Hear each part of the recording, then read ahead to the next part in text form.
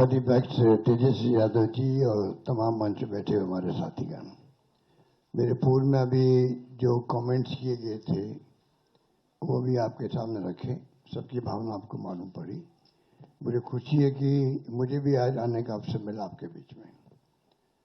और जो हालात है देश के और प्रदेश के, उससे चिंतित होना लाजमी आपका भी, जो हमारा चौथा स्तंभ कहलाता है। हालात बड़े गंभीर है देश के अंदर। एनडीए गवर्नमेंट जिस प्रकार चल रही है, डेमोक्रेसी को खतरा है।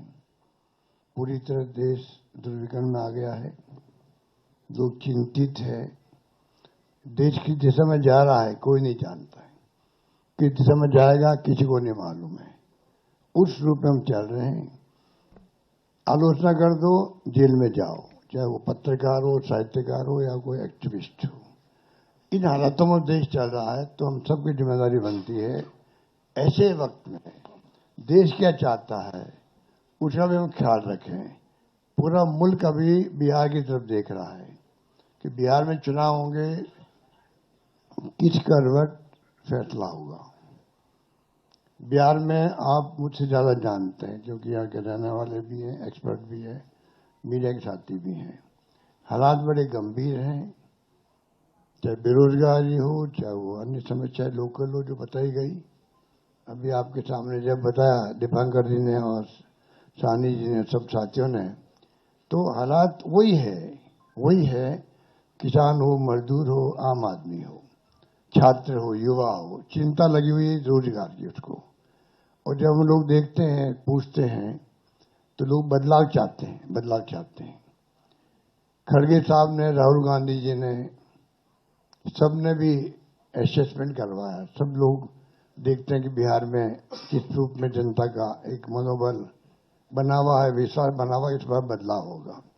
राहुल जी की यात्रा हुई, तेजस्वी जी साथ थे, दीपांकर जी साथ थे और सब साथी साथ थे। जिस प्रकार पब्लिक ने रिस्पॉन्स दिया, पूरे देश ने देखा उसको, पूरे देश ने देखा। इन हालातों में हम लोग चल रहे हैं। बहुत एक चुनौती हमारे सामने, क्योंकि वो शक्तियां वो है जिनका एक मुखौटा है खाली डेमोक्रेसी का। कोई यकीन नहीं है डेमोक्रेसी के अंदर उनका। ये मैं आपको क्या कहूं, आप खुद जानते हैं। मुखौटा पहन रखा है। ऐसे लोग शासन करें देश के अंदर, चिंता होना स्वाभाविक है हम सबको।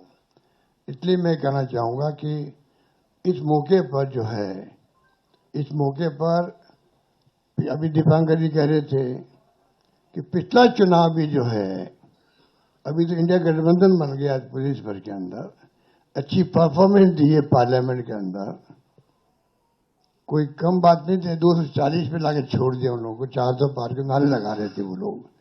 सब कुछ देख लिया देश ने, और फाउल नहीं खेलते तो हो सकता है सरकार भी उनकी नहीं बनती। उन हालातों में जब देखते हैं तो पाते हैं कि अब लोग समझ गए हैं। पिछला गठबंधन आपका लोकल था, महागठबंधन। तेजस्वी जी ने उस वक्त में भी कमाल किया, और जिस रूप में मामूली वोटों के अंतर से सरकार उनकी बन गई, मामूली वोटों के अंतर से बन गई सरकार उनकी थी। जिस प्रकार से साम दाम दंड भेद, ये उनका भाव है। बदले की भावना उनके फितरत के अंदर है। ऐसे लोग बैठे हुए हैं। धन बल का कोई कमी नहीं है। आपका जो इलेक्टोरल बॉन्ड, वो तो एक एग्जाम्पल है। सुप्रीम कोर्ट ने कहा अनकॉन्स्टिट्यूशनल है ये। इतने कैसे काम चलेगा?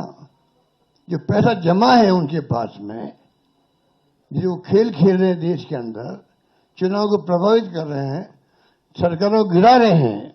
मॉडल अलग अलग है उनका। मध्य प्रदेश मॉडल अलग, कर्नाटक मॉडल अलग था, महाराष्ट्र का अलग था और राजस्थान का अलग था। राजस्थान की दाल नहीं गली, इतना फर्क है। आप सबके आशीर्वाद से हमारी सरकार बच गई और 5 साल हमने शासन किया। उन्होंने कमी नहीं रखी थी सरकार गिराने के लिए। उस माहौल में देश में जो हालात बन रहे हैं, ये भी मॉडल है चुनाव जीतने का भी। किस प्रकार फाउल खेलो, किस प्रकार